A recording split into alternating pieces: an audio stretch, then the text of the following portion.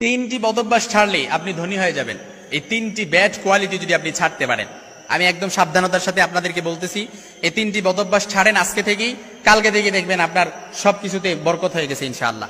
সবকিছুতে রহমত আর আল্লাহ তাআলার একটা করুণা আছে।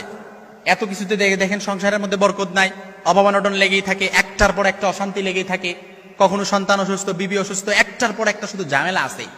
তারপর ব্যবসার মধ্যে বারাকা নাই, ব্যবসার মধ্যে বারাকা নাই, ফসল করছেন ফসলের মধ্যে ফসলের জমিও আপনার ওইভাবে হচ্ছে না, অর্থাৎ কোনো কিছুতে বরকত নাই। আপনি যে আপনার মনে হয় যে আমি যেটা দিই ওইটাই মনে হয় শেষ, অর্থাৎ আমি যেটাতে হাত দিই ওইটাই মনে হয় শেষ, আপনার এরকম একটা কাজ করে। এই জন্য এই তিনটি বদভ্যাস যদি আপনি ছাড়তে পারেন, তিনটি বদভ্যাস ছাড়তে পারলেই আপনি ধনী হবেন ইনশাআল্লাহুল আজিজ। বুখারী শরীফের হাদিসে যে কোনো একটা কারণ, বুখারী শরীফের হাদিসে এসেছে যে কোনো একটা কারণ থাকে তার বরকত চলে যায়। অর্থাৎ এই তিনটা বদভ্যাসের মধ্যে যে কোনো একটা বদভ্যাস যদি তার থাকে তাহলে তার বরকত চলে যায়। অভাব অনটন থাকে, অভাব অনটন লেগেই থাকে, রহমত বরকত সাকিনা কোনো কিছুই নাজিল হয় না। এক নাম্বার, আপনি একটু মিলায় নেন, একটু মিলায় নেন আপনার ভেতরে আছে কিনা, আপনার ফ্যামিলির কোনো সদস্যের ভেতরে এটা আছে কিনা। এক নাম্বার যেটা বলবো সেটা হচ্ছে মিথ্যা কথা বলা। এই মিথ্যা কথা আমাদের মধ্যে অনেক আছে। স্বামী স্ত্রীর সাথে মিথ্যা কথা বলে, স্ত্রী স্বামীর সাথে মিথ্যা কথা বলে, অর্থাৎ সত্য গোপন করে, সন্তানের সাথে সত্য গোপন করে, স্ত্রীর সাথে সত্য গোপন করে, অর্থাৎ একটা সত্য গোপন করার জন্য কিন্তু আরো কয়েকটা মিথ্যা কথা বলা লাগে, এটা কিন্তু মনে করতে হবে। এই জন্য মিথ্যা কথা কখনো বলা যাবে না। আল কিযবু উম্মুজ যুনুব, মিথ্যা হচ্ছে সকল পাপের মূল। রাসূল সাল্লাল্লাহু আলাইহি সাল্লামের কাছে এক লোক এসে বলে, ইয়া রাসূলুল্লাহ, আমার ঘরে তো কোনো কিছুতে বরকত নাই, শান্তি নাই। রাসূল বলে, মিথ্যা কথা ছেড়ে দাও, তোমার সবকিছুতে বরকত হয়ে যাবে। সুবহানাল্লাহি ওয়া বিহামদি। অর্থাৎ মিথ্যা কথা ছেড়ে দেন, সবকিছুতে বরকত চলে আসবে ইনশাআল্লাহ। আল্লাহ রাসূল সাল্লাল্লাহু আলাইহি সাল্লামের কাছে এক সাহাবী এসে বলে, ইয়া রাসূলুল্লাহ, আমার তো কোনো কিছুতে বরকত হয় না। আল্লাহর হাবিব বললেন, তুমি মিথ্যা কথা বলা ছেড়ে দাও, দেখবা সবকিছুতে বরকত আসতেছে। এজন্য পরিবারের মধ্যে যদি বরকত চান, রহমত চান, অভাব অনটন দূর করতে চান, শান্তির স্বর্গরাজ্যে পরিবারটাকে বানাতে চান, তাহলে মিথ্যা কথা ছেড়ে দেন, তাহলে আপনি নিমিষে ধনী হয়ে যাবেন। আপনার ভেতরে সবকিছু যদি আপনি মিথ্যা কথা বলা ছেড়ে দিতে পারেন, ইনশাআল্লাহুল আজিজ আল্লাহ তাআলার রহমত চলে আসবে। এটা কিন্তু একেবারে পরীক্ষিত। দুই নাম্বার যেটা, সেটা হচ্ছে আল্লাহর রিজিকের সাথে বেয়াদবি করা যাবে না। প্রিয় ভাইরা আমার, একটু খেয়াল করে বুঝেন, আল্লাহর রিজিকের সাথে অনেকে বেয়াদবি করি, অপচয় করি। লাইন শাকারতুম লাযীদান্নাকুম ওয়া লাইন কাফারতুম ইন্না আযাবি লাশাদীদ।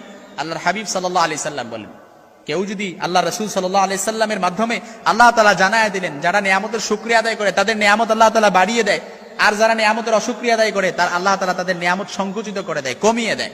এজন্য আমাদের চাই চাই স্বভাব।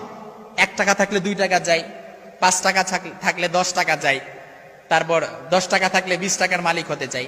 যে 1 তলা বিল্ডিং এর মালিক আছে ও 2 তলা বিল্ডিং এর মালিক হতে চায়। অর্থাৎ চাই চাই স্বভাব।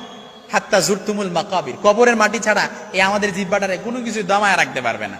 এজন্য চাই চাই স্বভাব বাদ দিয়ে আমাদের চিন্তা করতে হবে, একটু শুকরিয়া আদায় করতে হবে। লাইন শাকারতুম লাযীদান্নাকুম ওয়া লাইন কাফারতুম ইন্না আযাবি লাশাদীদ।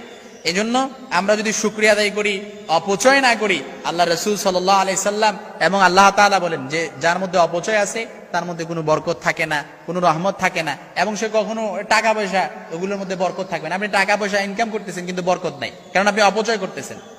এই অপচয় করার প্রবণতা আমাদের মা বোনদের মধ্যেও দেখা যায়। অনেক সময় লাইটের সুইচ অন করে রাখে, গ্যাস দিয়ে তারপর অন করে রাখে, গ্যাস দিয়ে কাপড়ও শুকায়, অনেক সময় দেখা যায়। সাবধান, এই অপচয় করার মন মানসিকতা দূর করতে হবে। তারপর আল্লাহ রাসূল সাল্লাল্লাহু আলাইহি সাল্লাম খুব চমৎকার ভাবে বলেছেন, 3 নাম্বার যে ব্যাড কোয়ালিটি, সেটা হচ্ছে আমাদেরকে নামাজে অবহেলা করা যাবে না। এই নামাজে অবহেলা আমাদের মধ্যে অনেকের আছে। নামাজে আমাদের মা বোনদের মধ্যে বেশি দেখা যায় নামাজের প্রতি অবহেলা। ফাওয়াইলুল লিল মুসাল্লিন আল্লাযীনা হুম আন সালাতিহিম সাহুন আল্লাযীনা হুম ইউরাউন ওয়া ইয়ামনাউনাল মাউন।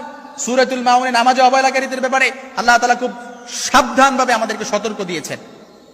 এজন্য নামাজে অবহেলা করা যাবে না। নামাজের সময় এসে তো নামাজ পড়ে ফেলেন।